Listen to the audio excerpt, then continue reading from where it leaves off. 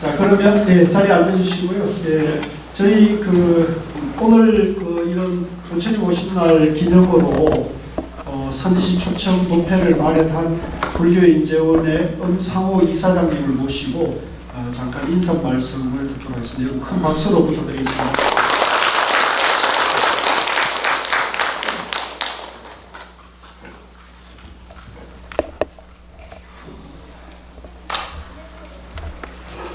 여러분 안녕하십니까. 오늘은 부처님 오신 날 2563년 이렇게 기념하기 위해서 영진 큰 스님을 모시고 법회를 가지게 됐습니다. 작년에는 해외 스님 모시고 한번 했는데 그때보다는 아주 신도님들이 많이 오셔가지고 기분이 좋습니다. 박수를 한번 부탁합니다.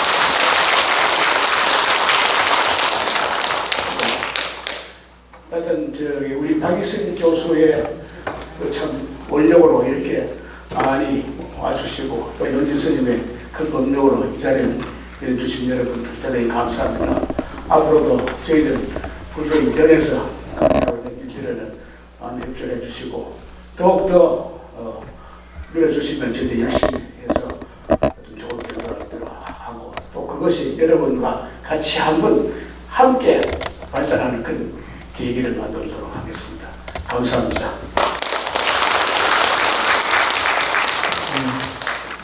늘 안전하서나 키가 비슷하다고 하시는데요. 그럼에도 불구하고 아주 지혜와 원력이 대단하십니다. 작년 가을에는 몸이 불편해가지고 여러 번 어려운 그런 고비를 거치는데 지금 저렇게 정정하게 걷는 모습이 저는 참 놀랍습니다. 다시 한번 우리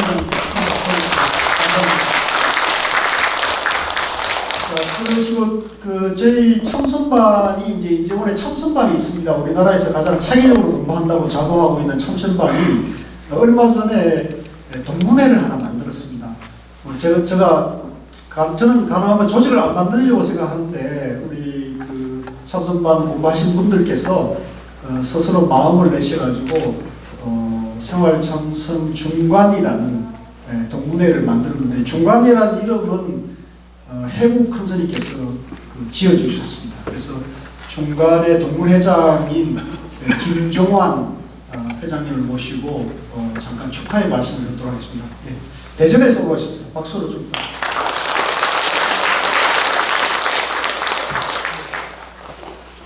반갑습니다. 지난 몇 달 전에 창립을 한 우리 생활참선 동문회 중관 회장을 맡은 김종환입니다. 이렇게 같은 동문들끼리 생활참선을 공부하는 우리 모든 분들 이렇게 함께해서 아주 반갑습니다. 자주 뵙고 우리 참선 공부하는데 같은 도반으로서 함께 이렇게 한다는 것이 좋은 인연인 것 같습니다. 이 좋은 인연을 계속해서 이렇게 좋게 행복하게 발전할 수 있도록 이렇게 함께 가도록 합시다. 반갑습니다.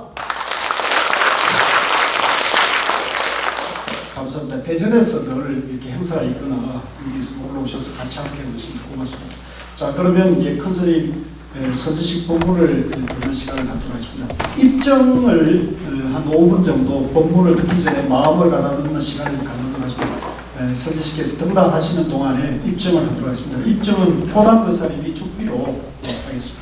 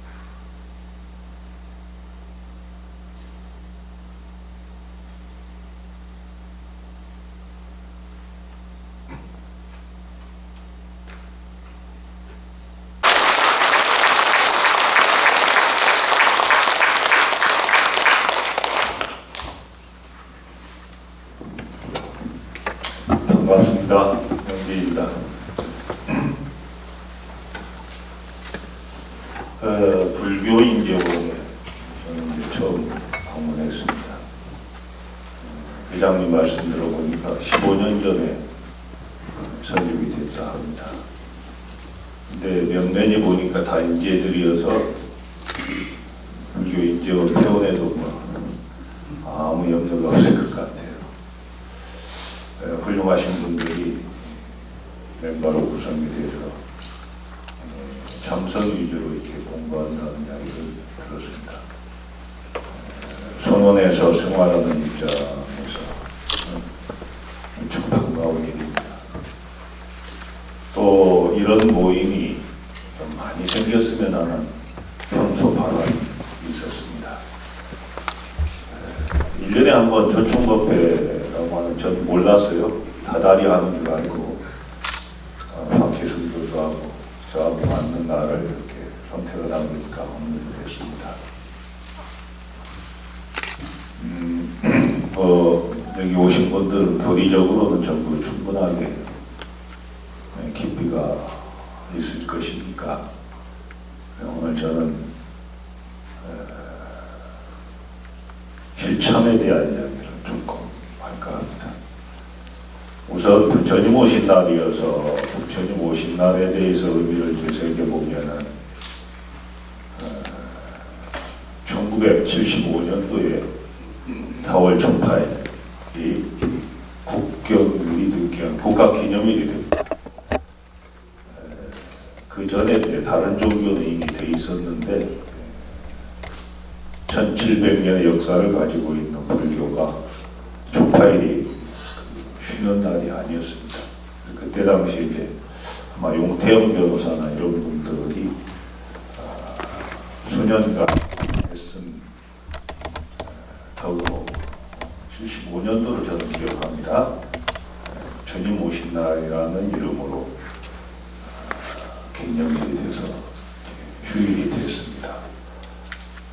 그런데 오늘 또 보면은 그 방송사에서 불탄일, 석탄일 이렇게 표현하는데 얼마 전에 정식으로 국가에서 부처님 오신 날이라고 명명하기로 했습니다.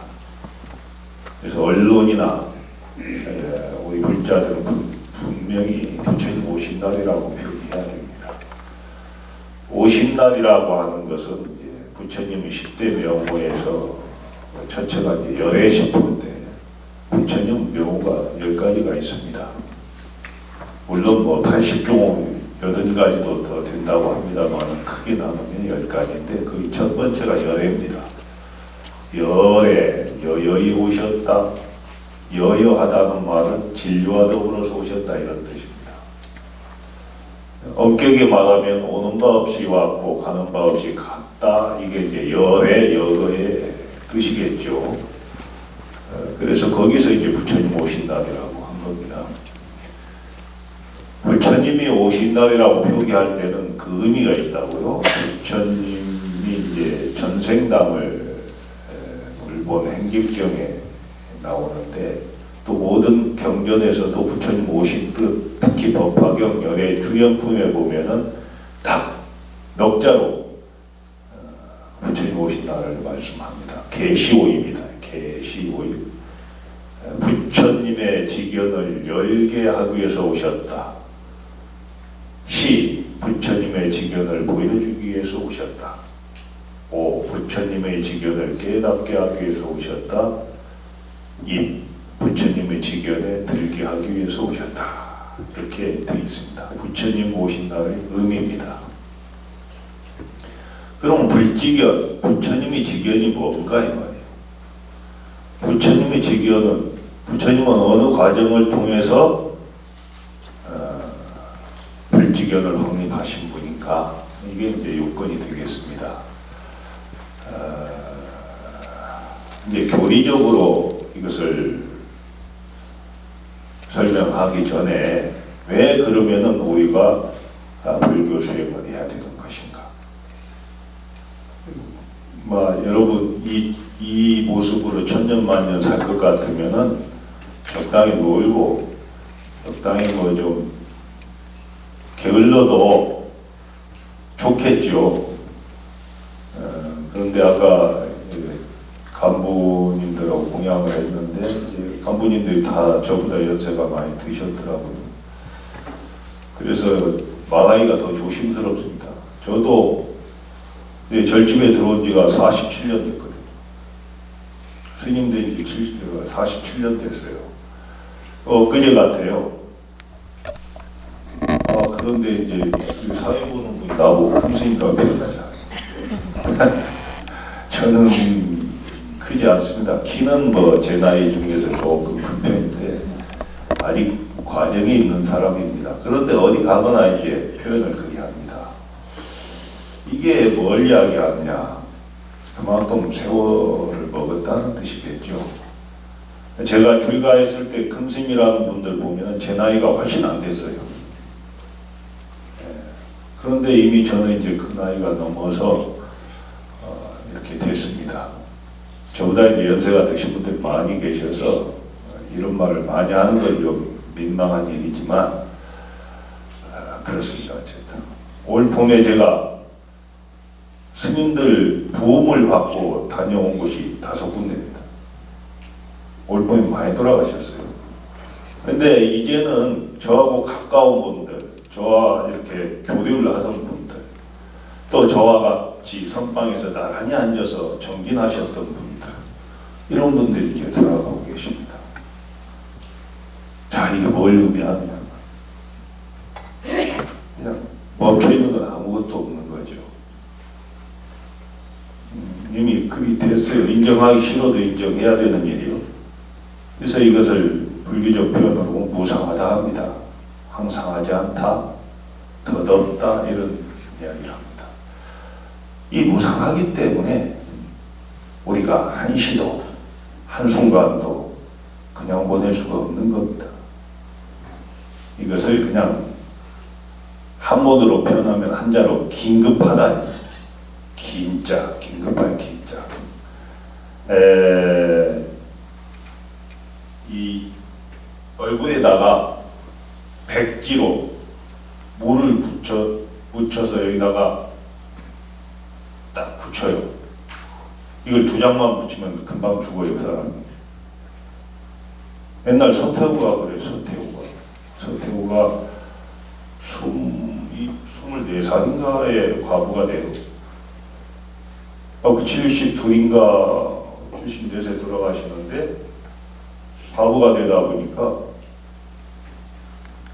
미소년들을 잡아가는 거예요. 이화원, 중국 이화원에. 그래서 하룻밤 데리고 놀고 딱 뒤로 손 묶고 창호지로 물 받아서 2장만 딱 붙이면 죽어가는 거예요. 이게 처음에는 괜찮겠죠. 근데 이게 말르면서 팽창, 긴장이요, 긴장. 죽어요. 나중에는 이제 그 소문이 나니까 피하는 거예요, 미소년들이. 참 어떻게 보면은 이 말도 안 되는 이런 일들이 노예계 감으로 그렇게 이루어졌던 일들이 있습니다. 그분은 이 긴급한 것을 그런 쪽으로 풀었던 것 같아요. 근데 그렇게 풀어서야 되겠습니까? 과연 이 긴급한 것을 우리가 어떻게 보내야 될 것인가? 이게 여기에서 이제 낙처가 있는 겁니다. 그러면 불지견은 뭘까? 무상하기 때문에 이제 길을 찾아봐야 될 거 아니에요. 부처님 그러셨잖아요. 태자로서 삶에 만족을 못했던 거죠. 29에 출가하신 거. 그것은 결국은 퀘션 마크입니다. 왜? 어째서입니다. 이런 길 말고 또 있을 것 같아요. 어떻게 보면 참 모험일 수도 있는 것이죠. 근데 그분이 삭발하고 사냥꾼 옷으로 갈아입고 찾아다닌 곳은 그 당시 유명한 인도에서 최고의 수행자들이었습니다. 수행자들을 찾아서 그 그 도를 넘어서고 그 스승으로부터 인정을 받고 같이 제자들을 거느리자 하는 말에도 인정을 받았는데도 미진하다 이 말이에요. 미진. 이 공부는 절대 자기 속일 수가 없어요. 한순간은 속을 수도 있어요, 본인이. 근데 길게는 못 속이는 거예요. 자기를 점검해보면 미진한 거예요. 그래서 떠나고 결국은 그래도 안 되니까 나의 스승은 나 자신이다. 이런 결론에 도달해서 이제 어느 누구도 따라올 수 없는 수행을 하게 됩니다.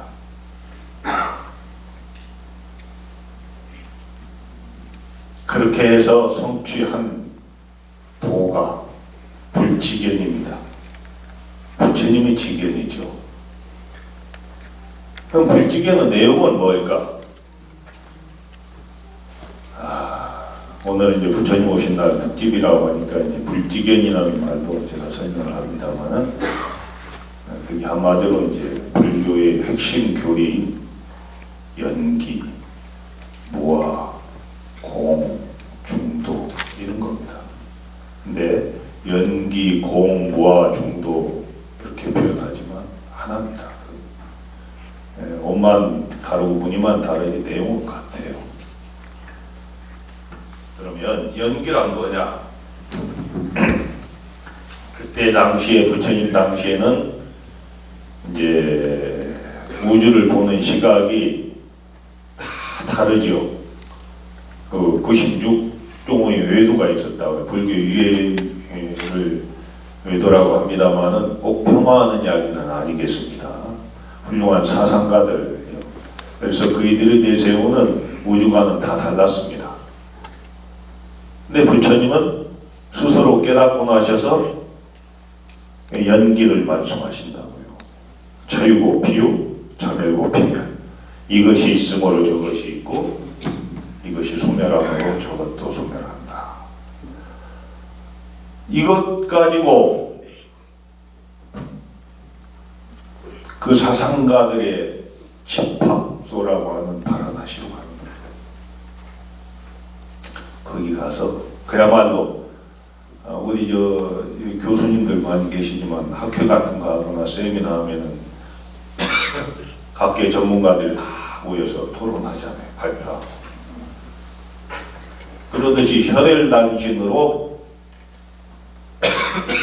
바라나시로 뛰어들어옵니다. 사르나트 녹야원에 이제 오비구가 있기 때문이기도 하지만 그때 당시에 바라나시에는 유명한 위대한 인도의 사상가들이 다 모여있던 곳이에요. 거기에서 이제 토론을 통해서 그분들은 다 조복받죠. 그 조복받는 내용이 연기, 무아, 공, 중도. 어떤 이들은 만물을 절대자가 창조했다 합니다. 어떤 이들은 만물의 근원은 무이라고도 합니다. 어떤 이들은 불이라고도 합니다. 어떤 이들은 숫자라고도 합니다. 어떤 이들은 공기라고도 합니다. 자, 근원이 뭘까요? 우주의 근원이 뭐예요?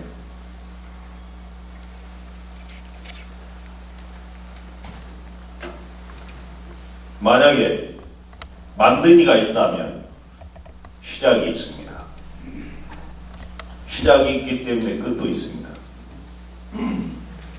유한한 것이죠. 한계가 있는 것이죠. 근데 불교에서는 어디에 봐도 시작과 끝이라는 말은 존재하지 않습니다. 무시무중이라고 그래요. 시작도 없고 끝도 없다 이 말은 돌고 돈다는 이야기. 돌고 돈다. 시작이 끝이고 끝이 시작이라고 순환된다 이런 뜻입니다. 자, 화엄경을 집대성한 의상 스님이 환경을 멋지게 표현하잖아요. 신라 시대에 중국에 가셔서 화엄 2조 지엄 스님한테 수학한 분입니다. 의상대사는. 그분의 사제빨 되는 분이 중국의 화엄학을 집대성한 현수법장입니다. 의상스님은 신라로 돌아왔기 때문에 화엄 3조는 안 되고 돌아오십니다. 이분이 지엄 스님한테 있을 때 지엄 스님이 너무너무 재주가 뛰어나니까 좋아합니다. 그래서 의상이를 불러요. 의상, 와봐. 네가 그동안 공부했으니까 화엄경을 한번 축소해서 가지고 와봐라. 화엄 80경이 너무 많지 않느냐. 번다하다. 줄여라. 예, 알겠습니다. 10권으로 줄여갑니다. 화엄 80경을 10권으로 대승장이라고 하는 저서를 쪄서 딱 마칩니다. 그러니까 읽어보니까 훌륭하거든. 이것도 번다하다. 더 줄여봐라. 그래서 이비숭연이라고 하는 책을 지어갑니다. 요약이죠. 화엄경을 요약한 겁니다. 그러니까 훌륭하다. 그리고 같이 부처님한테 나가서 기도를 한 다음에 불질러버리죠. 그 책을. 불지르니까 260자가 나옵니다. 정확하게 모르겠어요. 우상조사 법성계 그게 몇 자인지 그 내용을 좀 수정할 필요가 있겠습니다. 어쨌든 그 자만 안 탔다는 거지. 그래서 화엄 그 해인산매도 있죠.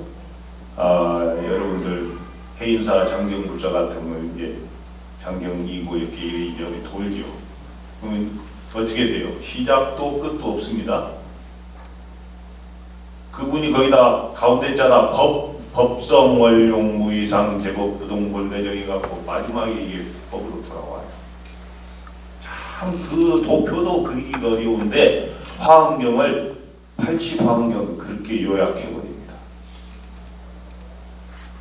요약하고 나서 화엄 의상 스님이 또 줄여버려요. 8자로 줄입니다. 차라리 부처님 말씀 한 자로 줄이라면 다 쉬워요. 마음입니다. 그러죠. 마음을 떠나서 뭐가 있겠어요. 한 자로 줍니다. 아니 8자로. 행행 도처 지지발처. 행행 가도 도처 그 자리. 도달한 자리. 가도 그 자리.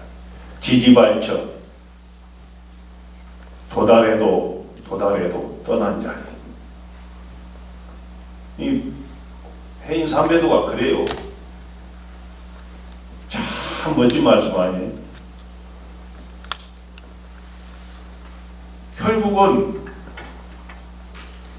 본분 자리에서는 한 발자국도 벗어나지 않겠습니다. 본분 자리에서는 벗어날 것도 없고 말할 것도 없고 들을 것도 없는 거예요. 그러니까 모든 부처님의 설법이나 모든 조사들을 가르치면 그렇습니다. 그걸 모르는 이들이 배우고 가르치고 한다고 하지.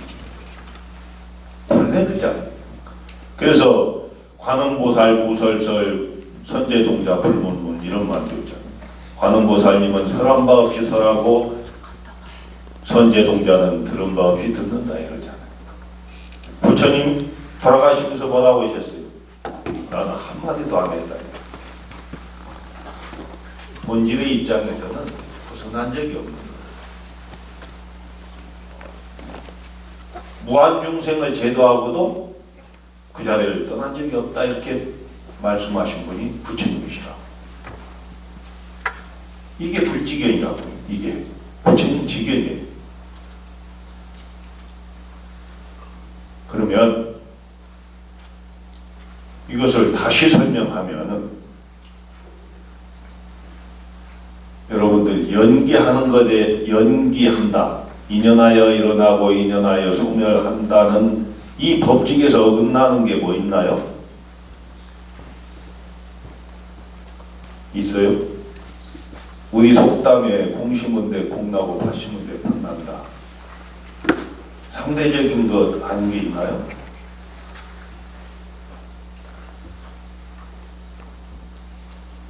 결국은 그 안에 다 들어있습니다. 그래서 불교에서는 창조했다는 말을 쓰지 않고 생성된다. 시절 인연이 도래하면 이루어진다. 이루어진다. 누가? 이루었다. 만들었다. 이게 아니에요. 굉장한 차이입니다.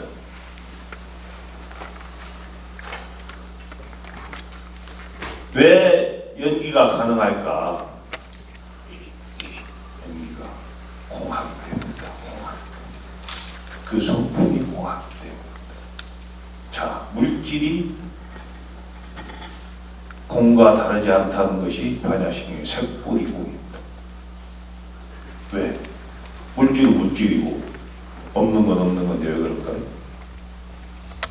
부처님 그런 말씀하셨어요. 연기법을 이야기하면서 제법종 현생, 모든 현상은 인연 따라 일어난다. 종현생, 반연하여 일어난다. 나는 이것을 아설즉시공이다. 나는 이걸 공이라고 이야기한다. 왜? 그 성품이 공하기 때문입니다. 그런데 있는 것을 공하다고만 하면 치우치잖아요. 있는 것을 공하다고 하면 분명히 치우치는 겁니다. 그래서 또 이야기합니다. 여귀시가명, 또한 나는 이것을 있다고 말한다. 가명이요. 잠깐 있다고 말한다. 존재한다고 인정한다. 공을. 그러면 있는 것이 공한 것이 되지요. 또 여기에서 여기 중도의, 영명 중도의, 또한 나는 말한다. 이걸 중도라고 이야기한다 했어요. 그러니까 있다고도 이야기하면서도 없다고도 말한다.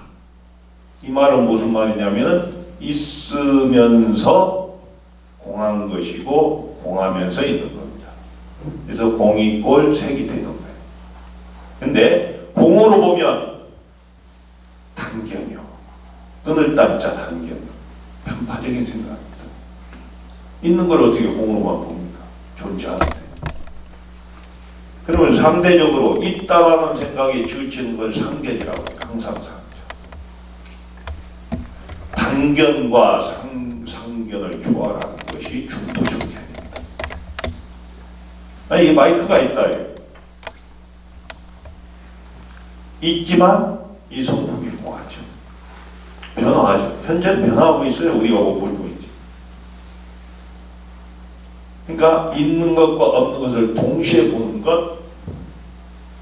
그래서 있는 것이 없는 것이고 없는 것이 있는 것이라고 같이 볼 수 있는 것. 이게 이제 중도입니다. 부처님은 이 중도에서 벗어나는 게 아무것도 없습니다.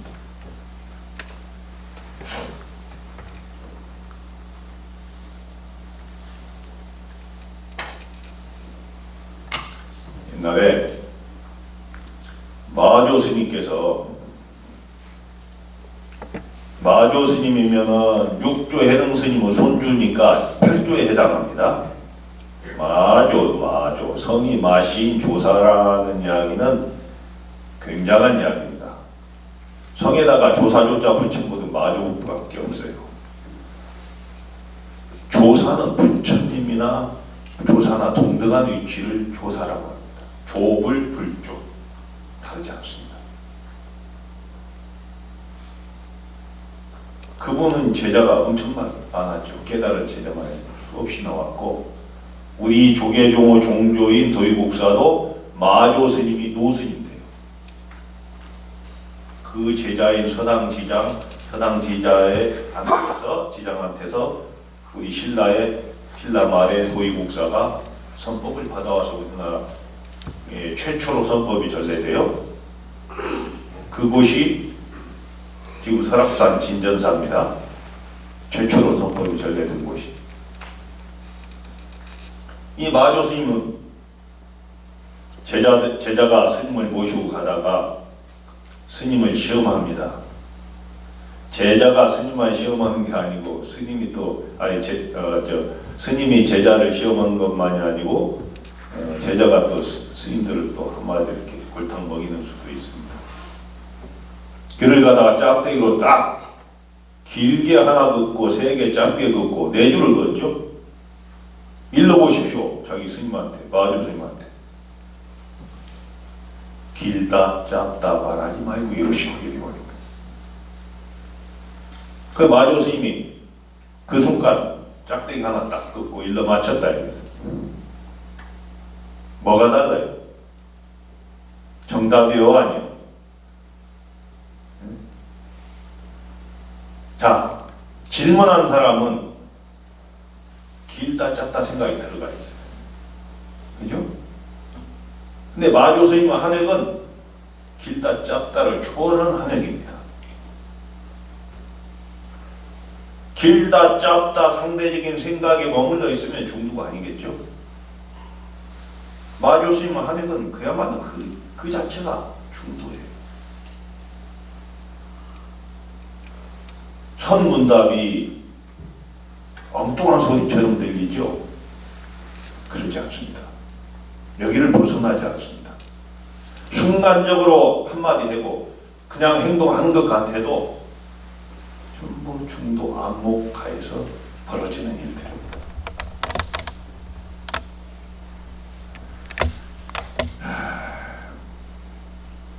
우리 고려 시대에 어느 분이 학자인데 불교를 열심히 거사합니다.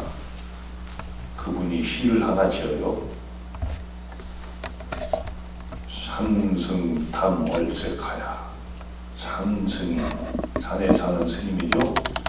달빛을 탐하여서 일병급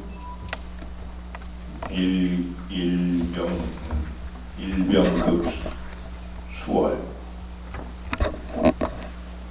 많이 헷갈리네. 물을 뜨고 갔어요. 지금처럼 수돗물이 나오지 않는 깊은 산에 집 하나 있는 강자겠죠. 보름날 저녁에 공부하다가 물을 뜨러 우물가에 정병을 들고, 스님들이 가지고 다니는 물 담는 그릇이 있어요. 이 정병을 들고 갔다 이거예요. 근데 달빛을 탐하해서 달빛도 담은 거예요. 거기다가 물을 담으면서. 근데 표현이 그러지만 물 담으니까 달빛이 따라 들어왔죠. 그죠? 근데 도사방언가 절에 도달하면은 비로소 깨칠 것이다, 알 것이다.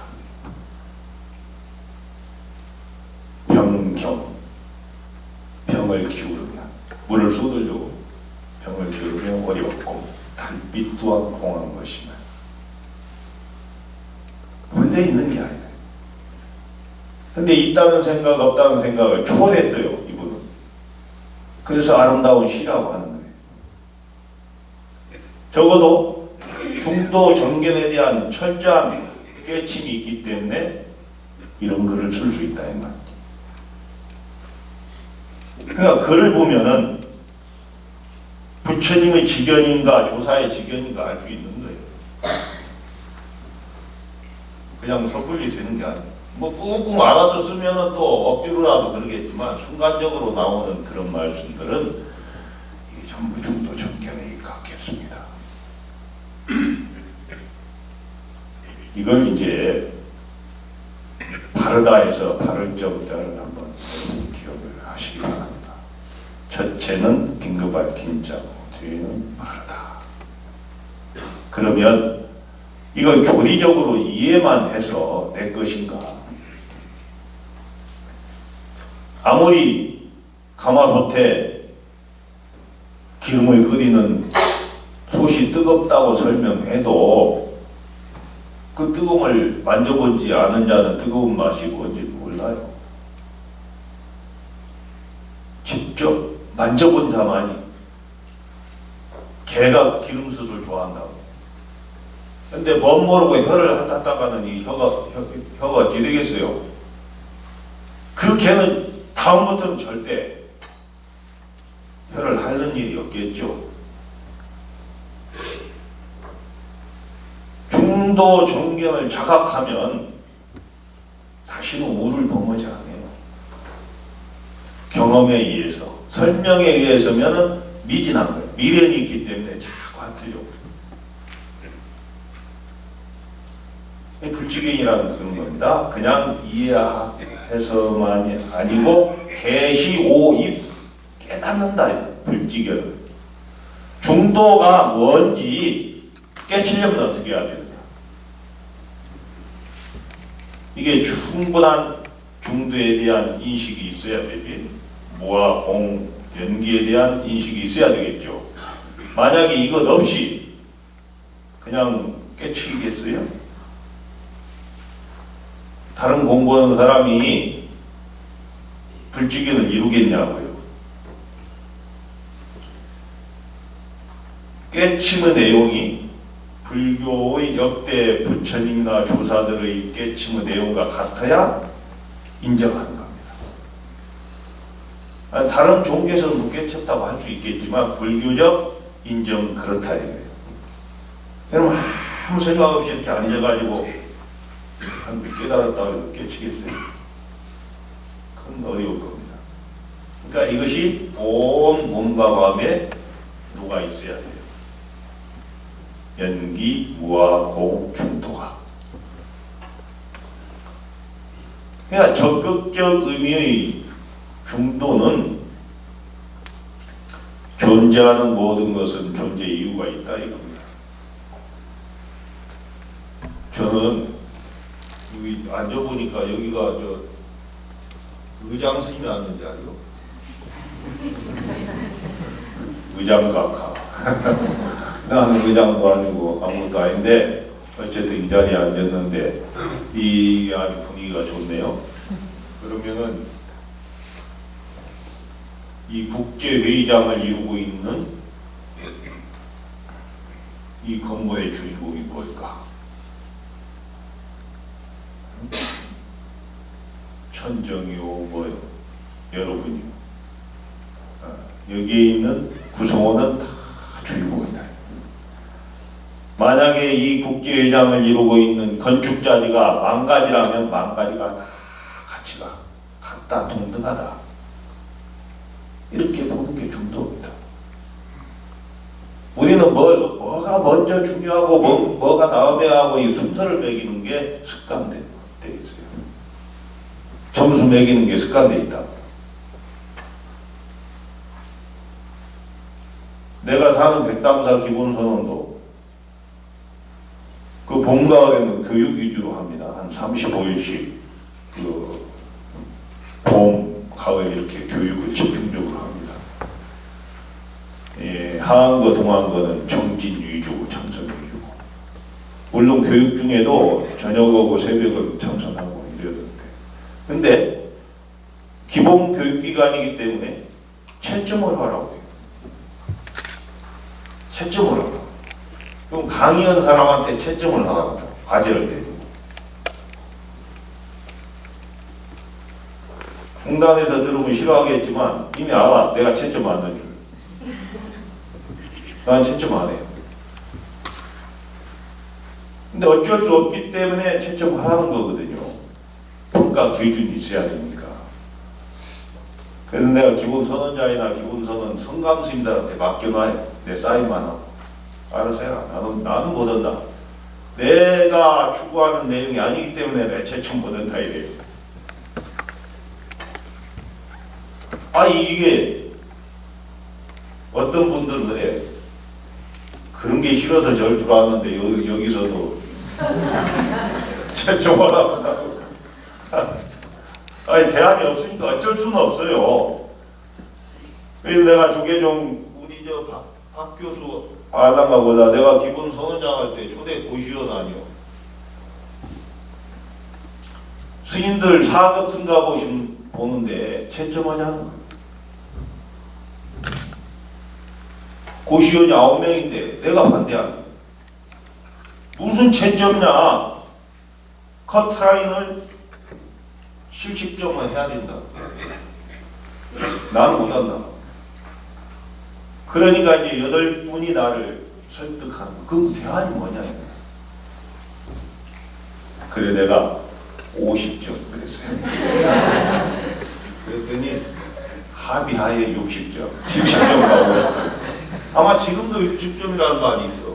나 그건 정확히 모르겠는데 어쨌든 뭐 어쩔 수 없는 상황이긴 해도 나 같은 사람도 필요하다. 내가 옳다는 이야기는 아니에요. 생각이 좀 다른 거예요. 여러분 어떻게 생각해요? 이 절에서 성적으로 평가를 한다? 참 어렵습니다. 그게 승가고시라고 합니다. 고시. 떨어지는 분도 있어요. 자, 이 기준이 중도에 맞춰져 있는 겁니다. 중도. 그러니까 다시 이야기하면 존재하는 모든 것은 존재 이유가 있다. 그 가치는 동등하다. 이렇게 보는 게 중도의 아주 앞선 해석입니다. 적극적 의미의 해석이에요. 중도를 어렵게 생각하시면 안 돼요. 그냥 비교 분석, 평가하고 이런 걸 떠난 자리입니다. 필요하지 않은 것도 대됩니다. 큰 돌과 작은 돌을 담을 짰는데 가치는 동등한 거지. 큰 돌만 있어도 담이 안 짜져요. 그러면 작은 돌로 괴면 그 가치는 같은 거예요. 근데 우리는 꼭 점수를 매겨요. 영화를 봐도 주인공이 조연이었던 거예요. 근데 요즘은 조연들이 연기가 좋아지니까 역할이 많아져요. 그게 이제 주연급으로 가는 거예요. 다 주인공. 이렇게 보는 게 불교의 중도다. 그러면 이제 중도를 이렇게 알았으면 이게 내 것이냐 이 말. 그래서 이제는 알았으면 놓는 거예요. 네? 담아두지 말고 놓아버려요. 참선은 지금부터 실참에 대해서 말씀을 드리겠는데 놓는 것에서부터 시작합니다. 비우는 것에서부터 시작합니다. 부처님도 그랬죠. 부처님은 출가를 크나큰 포기라고 했습니다. 크나큰 포기. 자, 우선 다 내려놓는. 우선 상을 내려놔야 돼. 나는 누구다? 이걸 내려놔야 돼. 이것을 뭐 아만일 수도 있고 아상일 수도 있고 뭐 명예욕일 수도 있어요. 채색신명수를 오용락이라고 하는데 제가 나의 선배 스님한테 한 20-30년 전에 여쭤본 적이 있어요. 스님은 채색신명수 오용락 중에 뭐가 제일 어렵습니까? 그랬더니 그분이 하는 말이 망설임이 없이 세교이라고 그래요. 고마웠죠. 후배한테 그런 말을 할 수 있다는 것. 스님은 뭐예요? 이래요. 나는 명예욕입니다. 그랬어요. 망설임 없이 나도 했어요. 근데 그분이 말하는 세교이나 내가 말하는 명예욕은 일상적인 건 아닙니다. 대승계는 딱 생각을 일으키면 이미 범해버렸어요. 초승계는 도적질 하지 말라면 안 취하면 그뿐이야. 근데 이 겁이 좋다 탐심 딱 내는 순간 이건 범한 거예요. 이 훨씬 어려워요. 그분이 말하는 세격도 그런 거예요. 내가 말하는 명예도 그렇습니다. 나는 자리 포기한 지도 오래된 사람입니다. 자리에 대한 미래는 전혀 없습니다. 한 번도 그런 자리에 나아간 적이 없습니다. 왜 고지를 안 받았겠어요? 많이 받았어요.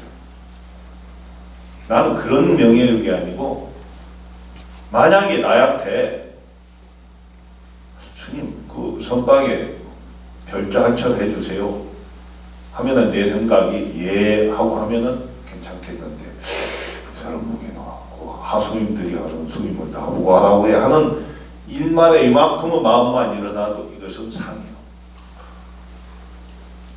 이 상을 떨쳐싸고 할 수가 어떻게 있어요? 그래서 나는 손해를 참 많이 봤어요. 택시 잡으려고 누가 새치기 하면은 내가 스님이니까. 그래도 스님이라는 생각이.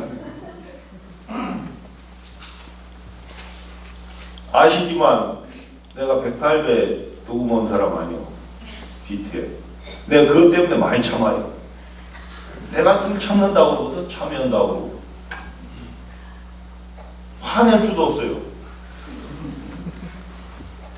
근데 선언적 의미도 중요하더라고. 아, 나는 이렇게 했다. 약속이 잘 안 되면 대중 앞에 선언을 하면 이걸 지키려고 하는 노력이 있습니다. 그래가지고 대중한테 화를 잘 안 내요. 부처님, 저는 화내지 않기를 바라랍니다. 어떻게 화를 내? 아니, 필요해요, 사실은.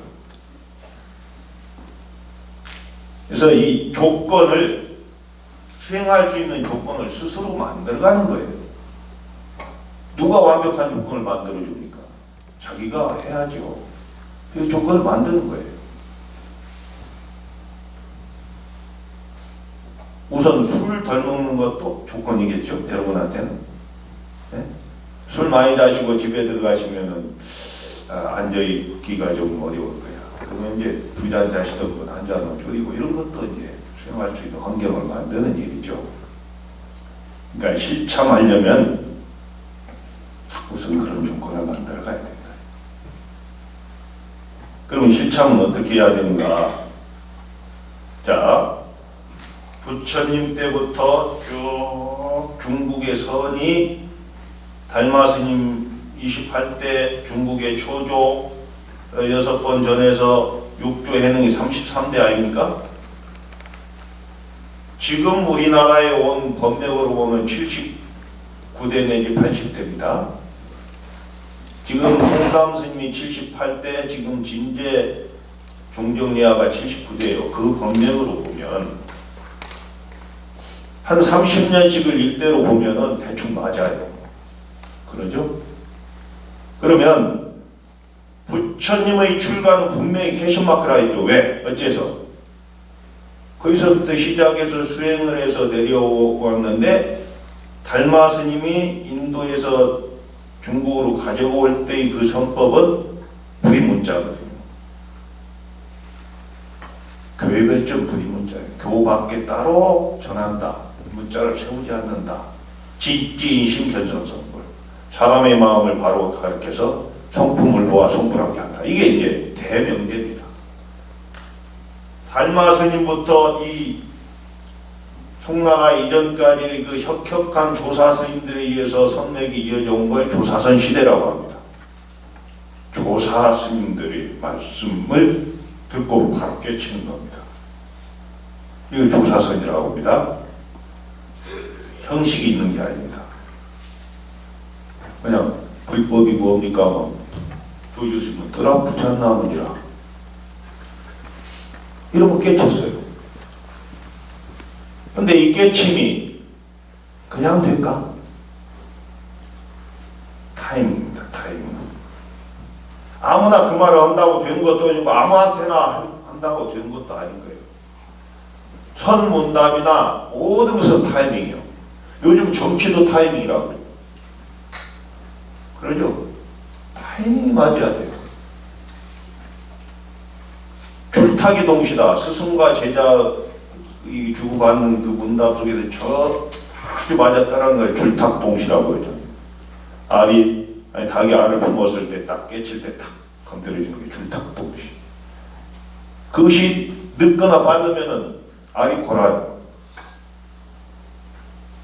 그래서 성숙되는 것을 보고 건드려주는 거예요. 절대 법은 도는 이것이라고 가르쳐주는 건 아무도 없습니다. 조사에서, 선사에서. 스스로 깨칠 수 있는 분위기를 자꾸 만들어줘서 건드려주는 분이 조사들입니다. 그러니까 그때 있는 소재와 말씀을 가지고 깨치게 한 게 조사선이에요. 그런데 이것이 흘러오면서 송나라 때 오면은 당나라, 송나라, 이 당나라 때는요 손에 황금 시대입니다. 우리나라도 통일신라 시대입니다. 통일신라 시대가 우리나라 문화의 황금 시대입니다. 통일신라 문화가 얼마나 찬란했습니까? 이게 이제 깨달음은 노래, 또 기록으로 남았던 그분들의 그 제자를 제접했던 이 이야기들이 남아있는 거예요. 근데 나중에 사람들은 그걸 보고 깨쳐야 되는데 희론 삼는 거야. 즉 문자를 이용. 이런 깨치는 어디가 있어. 이게 이제 문자선입니다. 깨달으라고 제시한 말씀을 파헤치는 거예요. 분석하는 거예요. 즉 학문화하는 거죠. 이게 이제 문자선이라고 해요. 또 뜻을 가지고 해석하는 걸 의선이라고 해요. 또 입으로만 하는 걸 구두선이라고 합니다. 이렇게 사람들의 근기가 낮아지니까 송나라 때 대종고선사가 이 폐단을 없애고자 가나선을 제창한단 말이에요. 어떤 이들은 송나라 때 그 대종고선사가 가나선을 최초로 제창했다고 하지만 그러지 않습니다. 이미 부처님부터 출가가 캐션마크에 있기 때문에 끊임없이 자기 탐구를 해왔기 때문에 그래서 맞지 않아요. 다만 이분이 체계하고 명료화했어요. 그러니까 조사선 시대의 그 가르침을 단순화시켜버린 겁니다. 왜? 그때 당시에 사대부들, 최고의 지식 계급들은 주로 문자 가지고 씨름합니다. 그거 다 필요 없다. 다 필요 없다. 아무리 그거는 해봐야 구두선이다. 의리선이다. 문자선이다.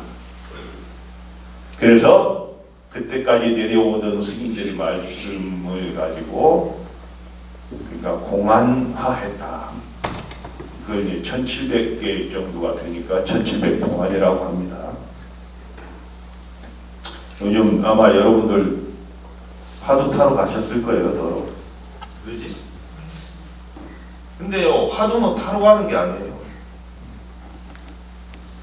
좀 미안한 이야기지만 깨치라고 제시한 말씀이에요. 근데 못 깨치니까 할 수 있는 일이 어째서 그러셨을까요? 네?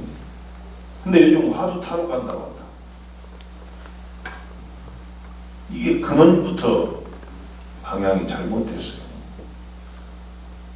근데 어쩔 수 없으니까 그것도 그거라도 해야 될 거 아니에요. 본질은 그때 당시 조사 스님들이 다 깨치라고 하신 말씀을 깨치지 못하면 참걸 수밖에 없는 일이에요. 내가 가끔 하는 이야기인데 우선 조주 스님 같은 분이 120살까지 사셨잖아요. 고불조주의 옛 부처. 근데 그분을 찾아간 학인이 뭐라고 해요? 계기불성이 있으니까. 근데 없다 해버렸네. 네? 아니 그러니까 제차묻지 부처님은 열반경에 일체중생 시류불성이라 했는데 어째서 스님은 없다 하십니까? 계획에. 걔도 일체중생에 들어가니까. 자 여기서 부처님과 조주 스님의 말씀이 다르다고요.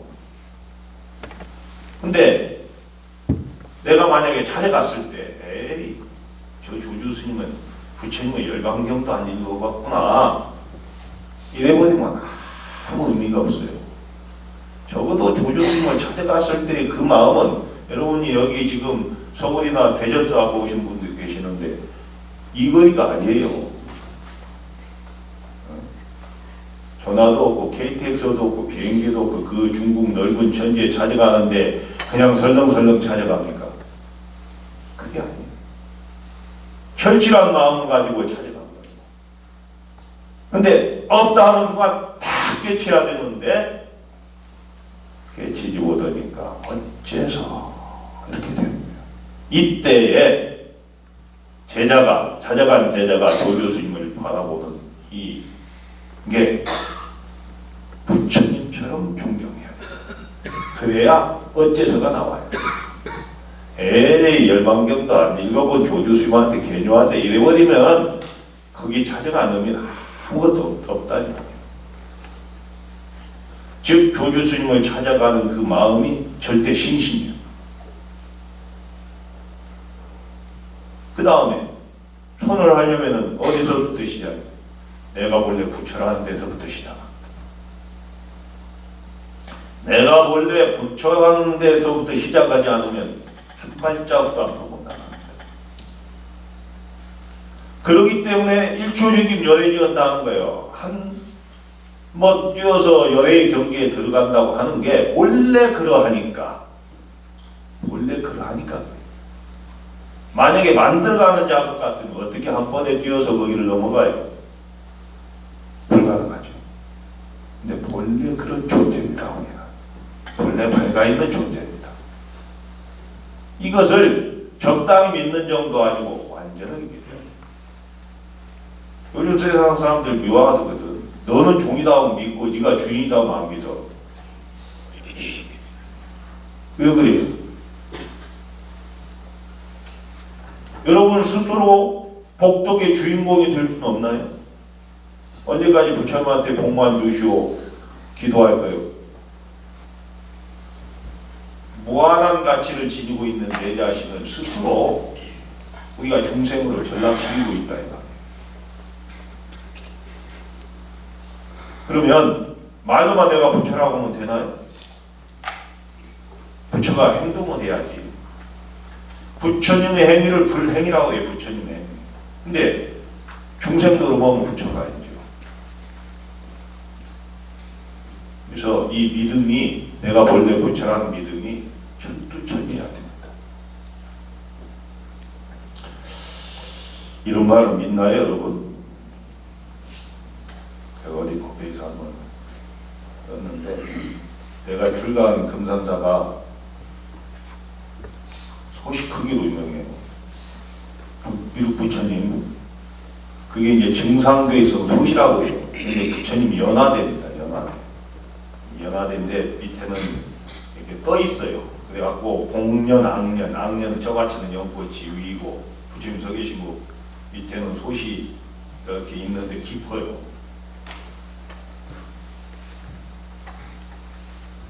그 이제 해인사 변소는 며칠 전에 내가 해인사 종진 스님 들어가실 때 가보니까 옛날 화장실이 아니에요.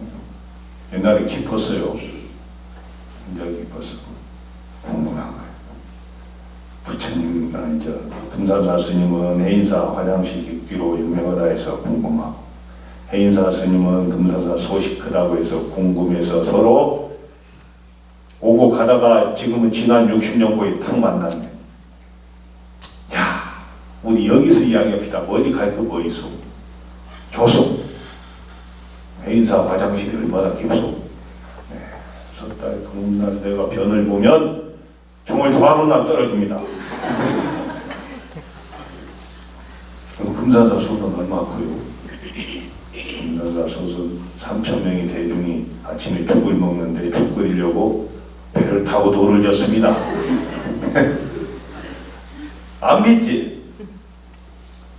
믿어야 된다니까. 근데 실제로 금산사 소선 그렇게 안 믿어도 해인사 화장실은 믿어야 돼요. 그게 맞아요. 섣달 금음날 0시에 딱 두면 정월 초하루날 떨어진다고. 우리가 정말 이건 여담입니다만은 똑똑한 사람들은 자기가 아는 걸 절대화시키는 경향이 있습니다. 그래서 남의 말 잘 안 듣습니다. 아마 그럴 거예요. 네? 그게 상이요. 그게 상이야. 그래서 비워야 된다는 이야기가 그런 거예요. 채워야, 비워야 채우지.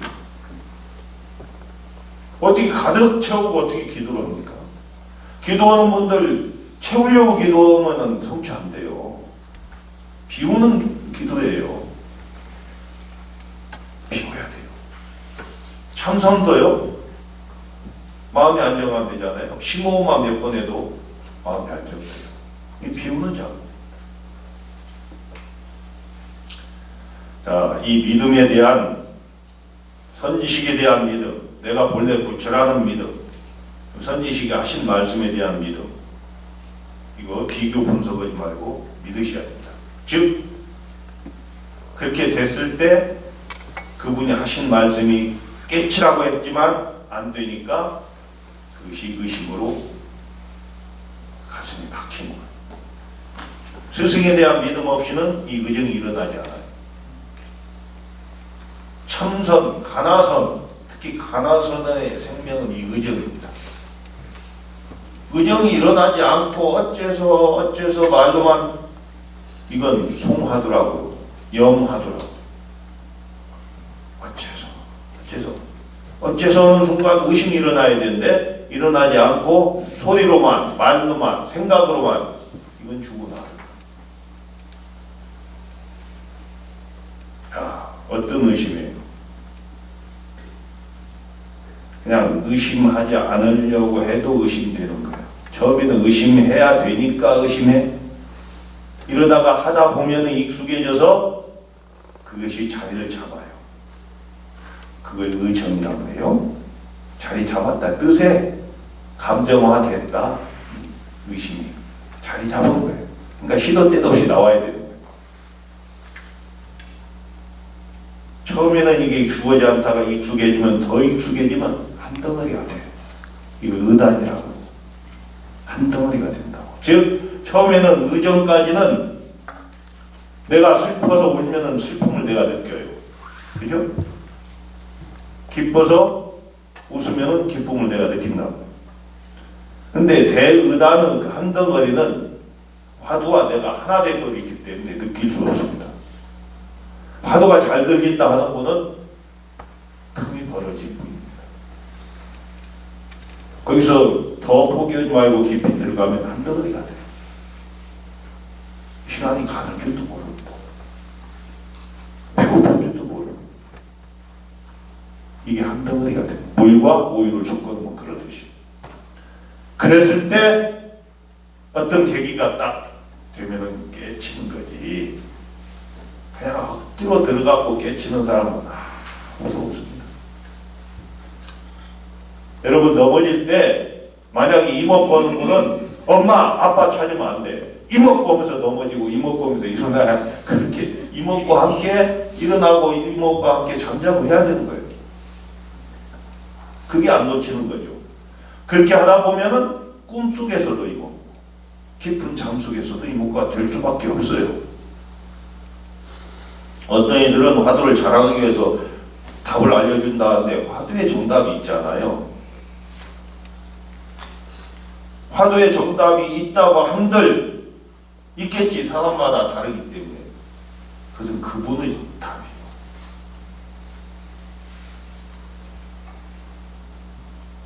절대 화두에 어떤 분들은 답을 알려주고 수행하라고 하는데 그러지 않아요. 내가 아는 나의 선배 스님들이나 조실 스님들은 아무도 그런 말씀 안 하셨어요. 참고하라, 참고하라 그러지. 궁금해서 미칠 정도로 궁금하게 만드는 거예요. 그래야 달라들고 공부하죠. 아, 이거다. 하는 순간 풍선 바람 넣어서 바늘 딱 찔러 피 하는 거예요. 아, 그거요? 이렇게 하려고 참선하지 않습니다. 참선은 가나선의 대원칙이 유의칙입니다. 큰 깨달음으로 법칙을 잡는 겁니다. 그러니까 한 번은 경기가 바뀌어야 되는 거예요. 쉽게 설명하자면 화두가 핵이에요. 핵폭탄. 이 화두 안에 다 가둬버려요. 천지를 다 가둬버려요. 그러면 어떻게 돼요? 뻥 터지겠지. 근데 화두를 하면서 유추한단 말이요. 아, 이랬을 것이라고 하는 순간 이건 사고가 돼요. 야, 무엇이 불법입니까? 하니까 말은 똥막대기니라 이랬단 말이에요. 그러니까 우주에 아니 계신 곳 없으신 분이 부처님이니까 똥 속에서도 똥막대기 속에서도 부처가 있다는 뜻이고 나오는 순간 이건 사구가 된다. 유추하지 말라는 거예요. 내 생각을 집어넣지 말라는 거예요. 깨치라고 분명히 말씀하셨어요. 간식을 말은 똥막대기. 깨치지 못하면 어째서 말은 똥막대기라 했나 이렇게 착구에 들어가는 것이 가나선이다 이 말이죠.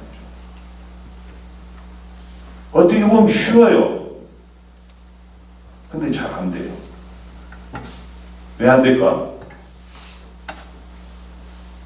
왜 안 될까요? 저도 안 돼요. 근데 분명히 그건 있어요. 하면 되겠구나. 이것만이 내가 할 수 있는 일이다. 이 신념은 분명히 저는 있습니다. 그러니까 이 자리에 나와서도 그런 말씀을 드리는 겁니다. 저는 과정에 있는 사람이지만 이 신념에는 변화가 없습니다. 이 신념 하나로 걸망매고 선언에서만 살고 있습니다. 그런데 제가 저를 바라보면 공부 안 되는 이유가 딱 하나예요. 아마 여러분들도 그래요. 만약에 내일 내가 죽는다 하면 하루가 얼마나 간절하겠습니까? 근데 이게 안 돼요. 즉 우선순위에서 밀려 있습니다. 할 일이 너무 많은 거예요. 그래서 오늘 저녁에 가서 만약에 저승사자가 온다. 너희 자취를 감춰라. 저승사자가 날 찾으려면 내가 자취를 감추면 못 찾을 거 아니에요. 그럼 어떻게 해야 돼? 그 속으로 들어가야 될 거 아니에요. 내 자취를 참는 내 흔적을 안 남기려면 하나가 돼야 될 거 아니에요. 뭐. 그렇게 간절하게 해봤느냐 이 말이에요. 기도도 그렇게 해봤느냐 이 말이에요.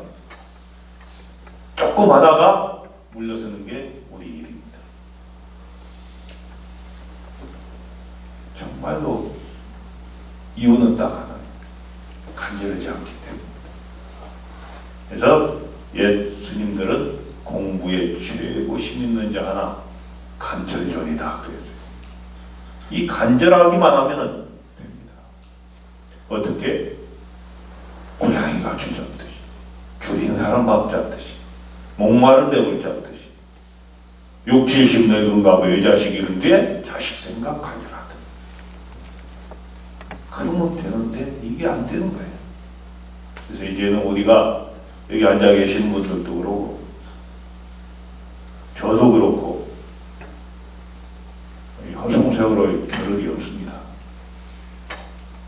나무 돈을 셀 겨를이 없습니다. 10년 금방입니다. 그러죠. 10년 금방이죠. 네. 나는 안 거 2번만 하면 1살 더 먹어요.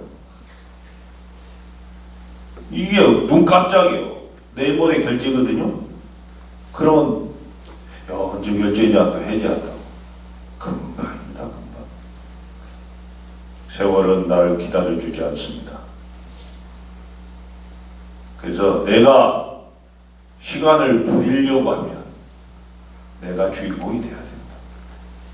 엄격히 말하면 내가 주인공임을 내 스스로 확인하는 일입니다. 이게 수행이죠. 이상과 현실의 간극이 다 있을 거예요. 그죠? 이거 좁히는 게 수행이에요. 이상과 현실이 일치된 분은 부처입니다. 그래서 부처는 구할 바가 없는 자를 부처라고 합니다. 구할 바가 없습니다. 구할 바가 없는 자의 행동은 뭘까요? 마음을 담아두지 않습니다. 마음을 흘려보내는 겁니다. 마음은 담아둘 때 문제가 생깁니다. 흘려보내는 겁니다. 물처럼. 그래서 금강경에 응무술이 생기시면 상당히 모르는 바 없이 마음을 내라. 자, 우리가 보고 듣고 말하고 하는 모든 습관들이 안리, 비설, 신의 육식을 통해서 팔직에 저장됩니다. 그래서 팔직을 아리아식이라고 해요. 저장한다. 그 통로가 제7식입니다. 저장된 것을 훈습이라고 해요. 훈습. 자, 우리가 법당에 오래 앉아있다 밖에 나가면 향을 다른 사람이 내한테서 향냄새를 맡겠죠. 이게 알게 모르게 훈습된 거예요. 업이 훈습된 거예요. 어떻게 보면 미세한 게. 거친 것은 쉽게 걸러지죠. 근데 미세한 것은 쉽게 걸러지지 않아요. 근데 이게 이제 나와서 돌아다니는 걸 현행이라고 해요. 업대로 하는 거예요. 근데 우리는 이 팔직을 넘어선 제9식이 있음을 아셔야 돼요. 제9식이 있어요. 그 백정식이라고 합니다. 그건 빛입니다. 그 불성입니다.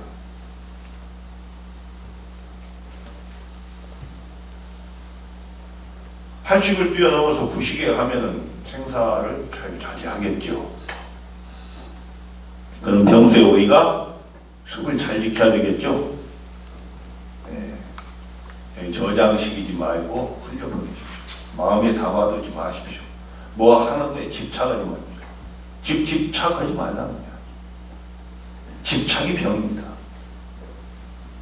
집착 때문에 모든 게 생겨요. 생사를 주어간다 해서 안 죽어요. 그러지 않아요. 죽음에서 자유로운 겁니다.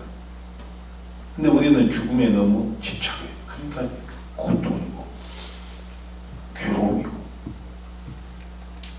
늙음 늦기 싫으니까 애를 쓰잖아. 거울 보면 화가 나. 그러지만은 그걸 받아들이면 돼요. 어디 담아두지 말고 흘려보내면 고통 소멸됩니다. 그러면서 자기 본래 면목 자리를 시도 때도 없이 한번 찾아보시기 바랍니다. 마지막으로 제가 여러분한테 드리는 말씀 하나는 승시직입니다. 탈승자입니다. 승차의 때 승. 시, 때시자, 고들직자, 들집자, 때를 타고 들어가라. 즉 공부는 행주자와 어묵동정에 특히 관아서는 장점이 그겁니다. 자선만 중요시하지 않습니다. 자선은 가장 기본입니다. 자선이 잘 될 때 행선도 되고 말하는 가운데도 되고 이러죠. 제일 어려운 게 와선이요. 누워서 한번 해봐요. 금방 의식 끊으죠. 근데 좌선이 잘 되고 행선이 잘 되고 이리 하면 와선도 익숙해지는 겁니다. 와선 한다고 눈 감으면 와선은 아니에요. 눈 뜨고 한번 있어봐요. 승시지묵이라는 말은 밥 먹을 때는 밥 먹을 때를 타고 들어가고, 추울 때는 추울 때를 타고 들어가고, 더울 때는 더울 때를 타고 들어가고, 말할 때는 말할 때를 타고 들어가고, 화장실에서는 용변을 보면서 타고 들어가는 겁니다.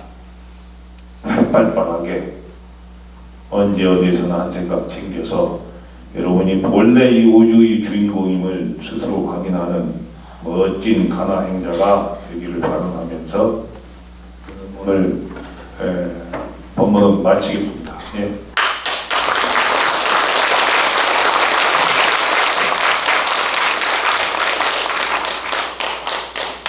우리 스님께서는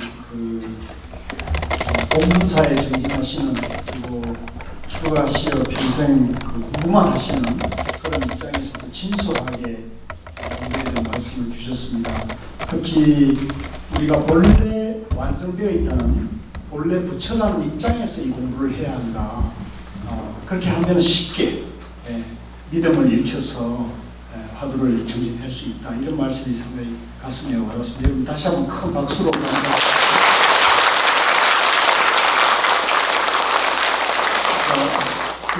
오늘 공부에 법문들로 오신 분들께서는 평소에 이제 공부도 하시고 또 화두도 하시고 이기 때문에 화두하시고 공부하시는 가운데서 궁금하신 게 있으시면 귀한 선지식을 뵌 김에 여쭤보는 시간을 좀 갖도록 하겠습니다. 여쭤보실 분이 계시면 손을 드시고 저희인데 지명을 받으시고 이런 기회가 많지 않습니다. 막상 또 멍석 펴놓으면 잘 안 하시더라고요. 없으십니까? 이제 다 궁금한 게 풀어졌나 보다. 선생님 얼굴만 뵈니까 그냥 다 의문이 해소가 됐습니까? 고맙습니다. 어쨌든 두 가지 이유인데 다 알든가 다 모르든가. 저는 전자로 제가 몇 가지 먹은 게 있는데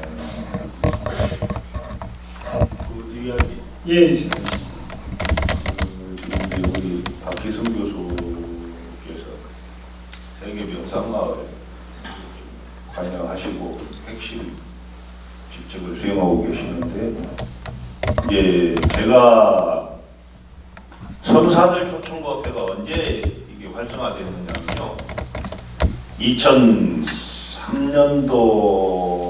2003년도에 큰 스님들이 9분인가 돌아가셨어요. 2003년도에. 그때 제가 영천 기기암 그 은혜사회 기기암 선원에 지금 보험사 수자 스님 모시고 이렇게 살 때인데 조계사에서 저를 찾아왔었어요. 현대불교하고.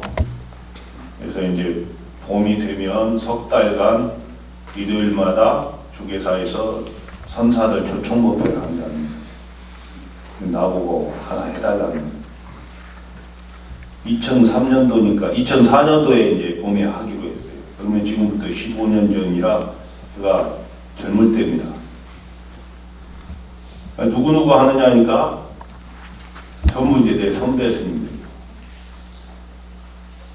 그 해국 스님, 뭐 지환 스님, 뭐 이런 분들 위에 또 뭐 제일 높은 분이 이제 보호 스님 같은 분이시고 의여 스님 이런 분들이셔서 제가 15년 전이니까 안 한다 했습니다. 그랬더니 자꾸 젊은 스님도 하나 해야 된다고. 그래서 이제 제가 마지막으로 거기까지 찾아와서 섭외하다 보면 안 될 것이다. 잘 안 되면 혹 안 되면 섭외한 타이어처럼 써라. 그랬더니 바로 광고를 해가지고 내가 7번째인가 3월 28일 날 저기서 먹다가 죽더라고요. 했는데 처음에 되게 떨려요. 막 4,000명이 모였어요. 조계사 앞마당에 가득 채웠어요. 그래가지고 석 달간 했어요. 그러니까 이제 초청하는 측에서 보면 선사들이 동원력이 있는 거야.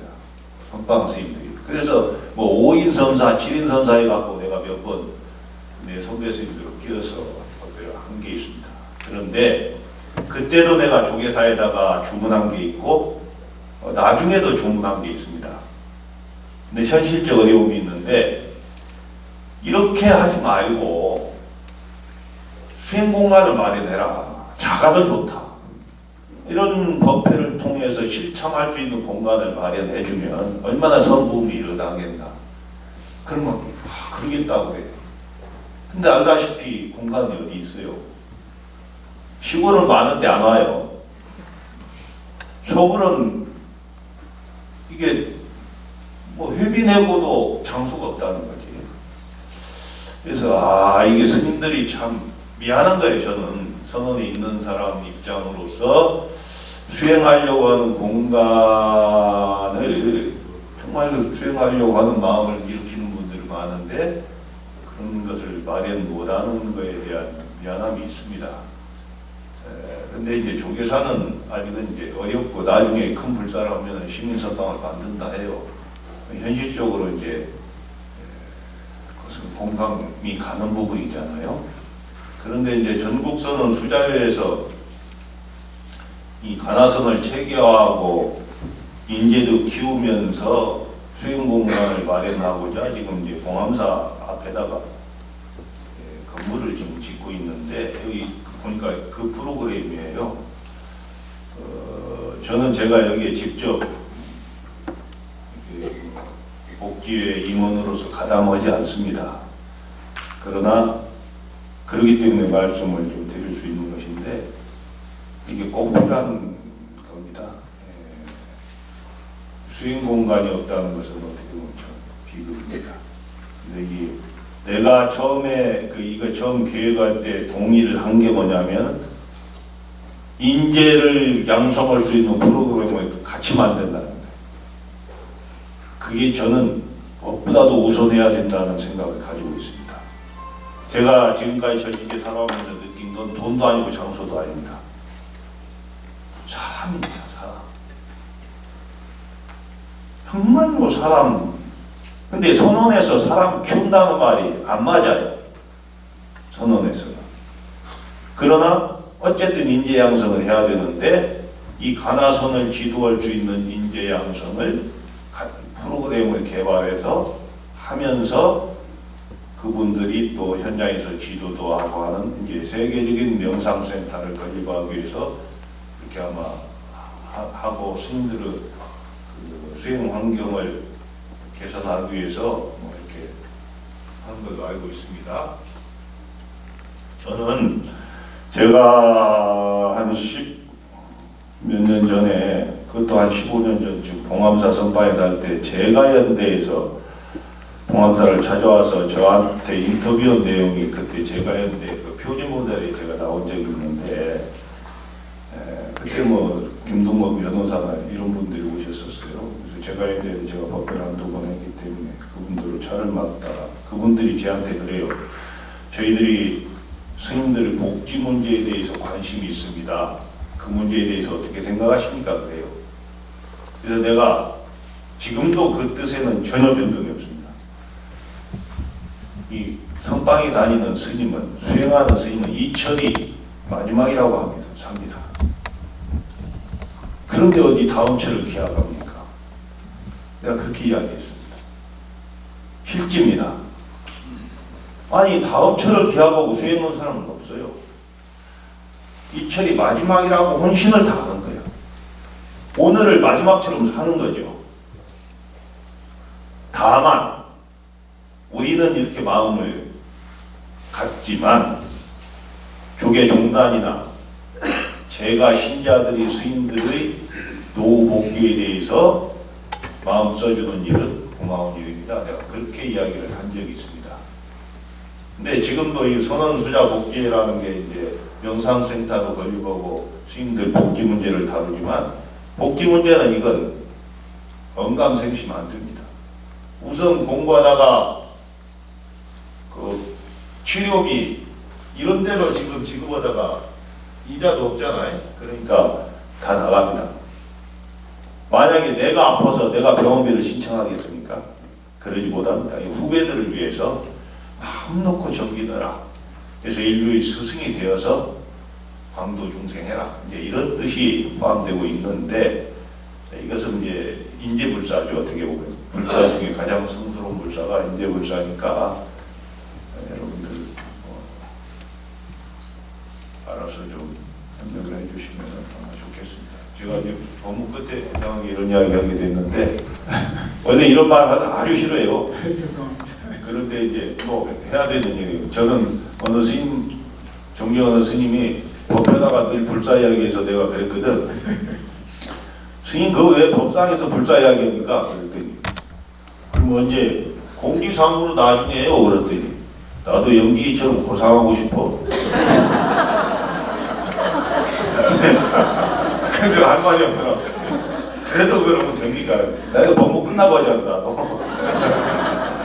어쨌든 뭐 충분히 알아들으셨으라고 봅니다. 네, 우리 질문 좀 앉았어요. 예, 앉았어요.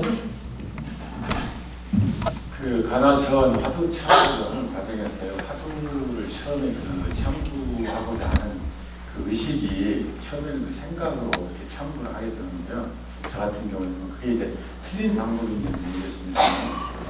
그래서 그 참부를 하면서 그 화두에 대한 것을 이제 어찌해서라는 것을 제가 개념이면서 그 간절히 또 의정화하고자 하는 그 마음이 그 이렇게 좀 일어나는 경우가 있거든요. 그래서 의식으로 그 화두를 참고자 하는 생각과 그걸 간절히 알고자 하는 그 마음과의 이 상태가 제가 이제 아까 제일 궁금했던 것이 생각으로 화두 참고를 하는 것이 이 마음으로 이 참고자 깨닫고자 하는 그 시간상에 되기까지의 과정이 말이죠. 그 마음으로만 해야 되는 건지 생각으로 해야 되는 건지 이렇게 잘 이해를 못해서 선생님께 한번 여쭤보고 싶습니다.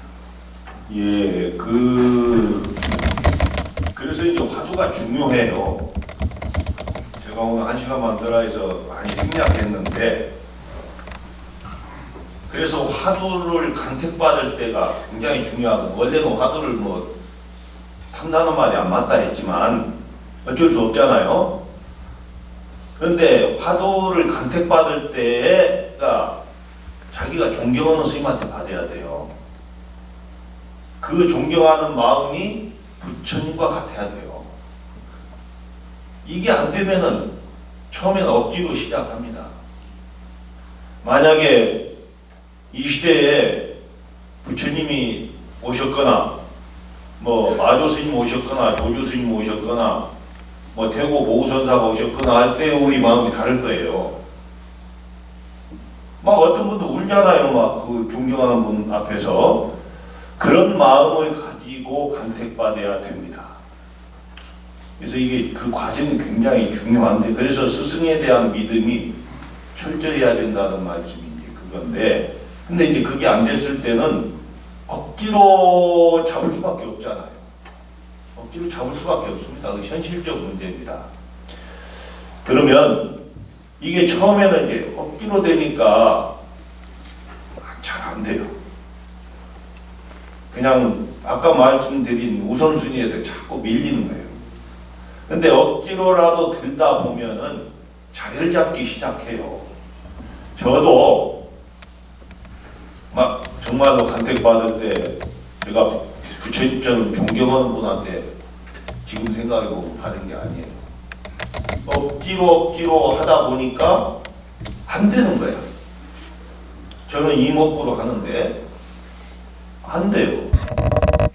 그래서 20여 년 전쯤, 25년쯤 돼요. 내가 그래, 종문의 제1화두는 묻자라. 나하고는 이목구가 안 맞다. 내 스스로 그런 거예요. 아주 바꿔버렸어요. 이건 무지무지하게 위험한 일이에요. 내가 왜 그랬을까? 이목구 하니까 생각이 많아지는 거예요. 무 하면 생각이 없을 것 같았어요. 그런데 무 이렇게 해보니까 그 안에서 이목구가 되고 있어요. 나도 모르는 사이에 이미 젖어 있어요. 그래서 빨리 돌아오고 있어요. 그래서 나는 죽어도 이목구다.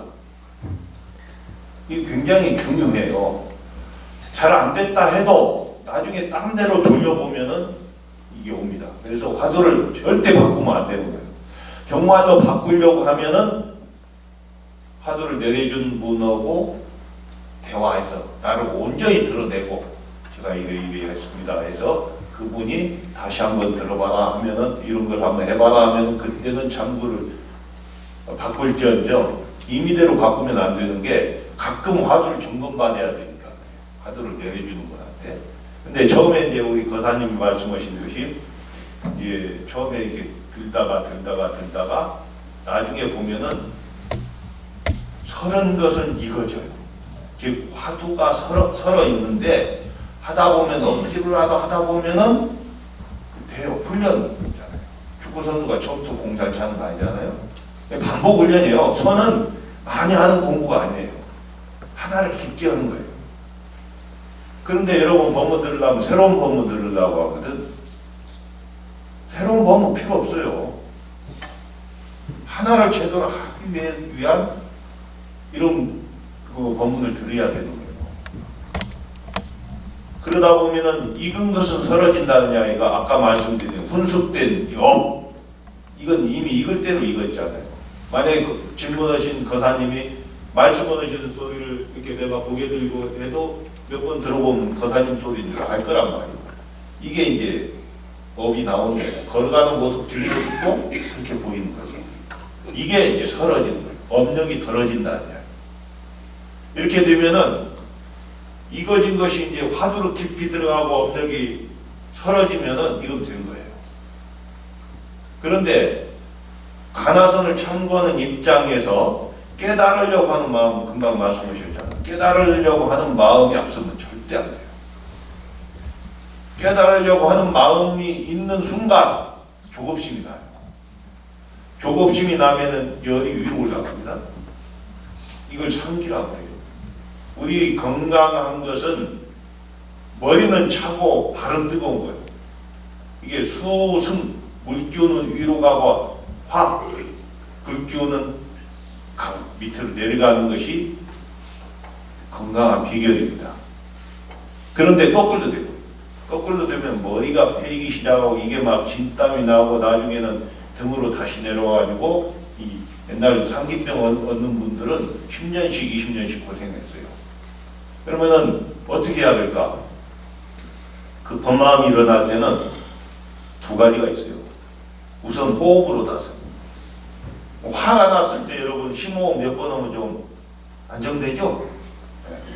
그래서 깊게 들이쉬고 천천히 내쉬는 것을 반복하면은 화가 사그라집니다. 그 다음에 절이라는 게 그 아주 건강한 수행법입니다. 이렇게 해서 발을 이렇게 하면은 천천히입니다. 숫자를 많이 하려고 하지 말고 정성을 들여서 한 번을 하더라도 정성을 들여서 이렇게 꾸준하게 하면은 그 조급한 마음이 사라져 버립니다. 깨달으려고 하는 마음이 앞서는 걸 대오심이라고 해요. 기다릴 때자, 깨달으려고 자. 그러니까 참선하는 분들은 할 뿐이어야 됩니다. 할 뿐. 지금 이 순간 내가 성성이 깨어 있을 뿐. 여기서 다른 걸 바라지 마십시오. 안 되더라도 그렇게 훈련해야 됩니다. 아, 내가 공부에 얼른 깨쳐갖고 막 광도 중생하지 이것도 아니에요. 원력은 크게 갔대. 기다리는 마음, 이것은 역효과를 불러오기 때문에 자꾸 놓고 비우라는 게 그런 이야기입니다. 기운 상황 하에서 화두를 들면은 잘 됩니다. 근데 우리가 우선 막 움직이다 화두 들려면 잘 안 될 거예요. 이것도 마음을 비우지 못하기 때문이거든요. 그래서 여러분 희망을 갖고요.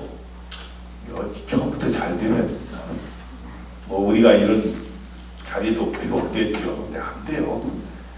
잘 되는 사람은 자다가 코만지듯이 되는데 안 되는 사람은 억겁다생으로 싸워도 안 됩니다. 그 업력이라는 게 그리 어려운 겁니다. 다만 우리가 한번 시도해보는 겁니다. 우리가 평생 나무든 새였으니까 지금부터라도 내가 한번 내를 세워보겠다. 내가 주인공임을 내 스스로 한번 확인해보겠다고 하는 이런 다짐을 갖는 것만으로도 오늘 법회에 어떤 그런 의미가 있지 않나 그렇게 생각합니다. 제가 질문 하나 하겠습니다. 예. 앉아서 해도 네, 예. 돼요? 그 앞에 마이크 버튼을 누르시죠. 버튼 누르시면 돼요. 밑에, 예. 아니, 앞에 거. 연색 버튼. 네. 연색 버튼. 네, 저의 경우는 전에 고우스님께서 임마야 하는 놈이 누구냐 하라고 그래서 그걸 하고 있는데 뭔가 알아진 것 같은 느낌이 강하게 들어서요.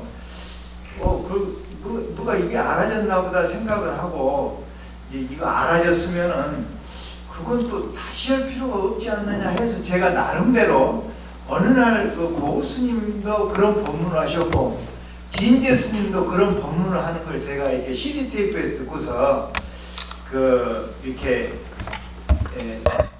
어떤 것이 조사가 서쪽에서 온 뜻입니까? 그러니까 답을 신전의 주대반이라 동산 스님 제자가 그렇게 했는데 그것이 정확한 것 같아서 제가 그걸 바꿨습니다. 바꿔가지고 혼자서 그걸 하고 있는데 만약에 그렇다면 지금이라도 나름대로 진짜 선지식이라고 생각하는 분을 찾아가야 되겠습니까? 아니면은 그대로 제가 신전의 주대반이라는 걸 계속 해야 되겠습니까? 여쭤보고 싶습니다.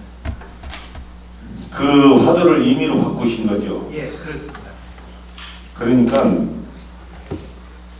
화두를 간택받은 분한테 점검을 한번 받아보십시오. 그러니까 진재 스님이든 고 스님이든 찾아뵙고 거사님의 그런 상황을 정확하게 드러내놓고 다시 가르침을 주십시오. 이러는 게 이제 점검이라는 거예요. 그게 그것이 필요합니다. 이 화두는 이게 이제 느낌상 좋을 수는 있어요. 다만 그것이 이제 의미를 두었다는 측에서는 긍정적인 것인데 이것을 완전한 깨달음으로 아는 순간 이게 이제 잘못되는 수가 있습니다. 그래서 60년대, 50년대, 70년대 초반만 해도 사이비 교주들이 많이 나왔거든요. 근데 그것은 왜 그러냐면 그 깨달음을 인간을 받지 못했기 때문에 자기 깨달음을 절대화했기 때문이에요. 아까 말씀드린 그 불교의 그 중도 정견에 대한 여기에서 만약에 깨쳤다고 할 때 업이 바뀌어야 되거든요. 업이 안 바뀌었으면은 깨침이 아니에요. 이해죠. 이게 굉장히 중요해요. 그래서 자꾸 사교육서 나가는 것이지 우리도 막 의리로는 돼요. 우선 거사님도 이성과 감정이 대립할 때 만약에 끊는다고 하면은 이성부터 끊어지겠죠. 그러잖아요. 그 이성이라는 것이 그런 거예요. 근데 감정까지도 소멸되는 것은 이제 깨달음에 가깝겠죠. 그러니까 그것이 될 때까지 쉬지 않아야 돼요. 어쨌든 화두맛을 보신 분이거든요. 그러니까 열심히 참고하고 미진할 때 그분들을 찾아뵙고 한번 점검을 받아보시기 바랍니다. 예, 예. 갑자기 또 이렇게 또 좋습니다. 예, 스님. 저는 이제 전문반에서 서장 공부를 하면서 매일 저 교수님한테 쭈글댄 소리가 중신앙한테 하시는 소리가 아니고 대스님이 저한테 하시는 소리 같다고 투덜댔었는데 오늘 스님 법문을 여쭙고 하다 보니까 또 스님이 오늘 저한테 하신 말씀 법문을 또 저한테 똑같이 하신 말씀 같이 또 공부한 게 있고요. 갑자기 그 말씀이 들었는데 저도 여러 많은 도반들도 다들 비슷하신 것 같은데 그 화두라는 것에 대해서 저도 생각을 많이 했습니다만 오늘 스님 법문을 여쭙고 하다 보니까 개인적으로 저는 대호 스님한테 이목구 화두를 받았는데 스님 법문을 계속 경청하다 보니까 갑자기 대호 스님이 부처님 같이 생각이 지금 확 나가지고 오늘 많은 공부한 것 같습니다. 예. 고맙습니다. 그런데 이 거사님 말씀이 굉장히 중요한 말씀이 있어요. 우선 이제 화두를 주신 분에 대한 존경심 아주 정말 필요한 것이고요. 제가 이제 놓친 말이 있는데 이 말은 제가 늘 하는 이야기인데 만약에 조주 스님 말씀을 제가 했잖아요. 그러면 여러분이 들었죠. 그러면은 1300년 전에 조주가 이랬다 이렇게 알아들으면 안 되는 거야. 이 시대 지금 조주 스님과 나의 문답으로 받아들여야 돼. 이게 화두의 생명이에요. 이게 공부의 생명이에요. 지금 내가 여쭙고 그분이 대답한다 이렇게 받아들여야 생생하게 살아 숨쉬는 겁니다. 이게 아주 중요한 말씀이거든요. 그대로 그렇게 이어가도록 하십시오. 예, 고맙습니다.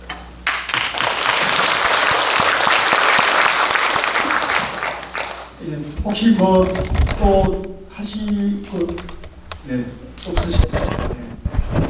오늘 접근하시는 분들이나 또 우리 법사스님께서 그 구체적으로 아주 자세하게 세밀하게 말씀하는 걸 제가 옆에서 들으면서 과연 우리가 하도 공부하는 분들이 모이긴 하구나 이런 생각이 들어서 굉장히 또 그 감사하게 생각하고 고맙게 생각합니다.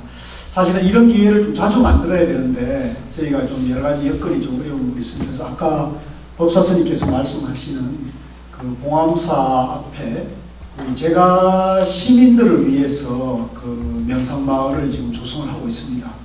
그 국고 보조를 받고 이렇게 하는데 여전히 이제 또 자체 부담이 좀 있습니다. 자체 부담이 있는데 그동안 서문화복지회 수자회 스님들이 모은 돈들을 거의 다 지금 바닥이 난 상태에서 이제 지금 여러 방로를 통해 가지고 후원을 지금 구하고 있는데요.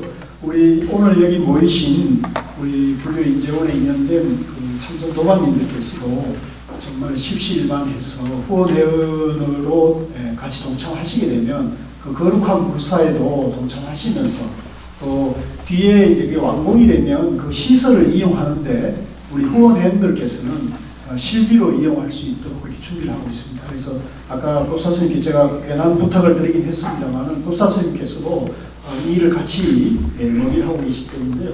이게 이제 후원회원 가입하는 원서가 밖에 데스크에 있습니다. 그래서 요거는 이제 명성마을 후원회원 가입이고요.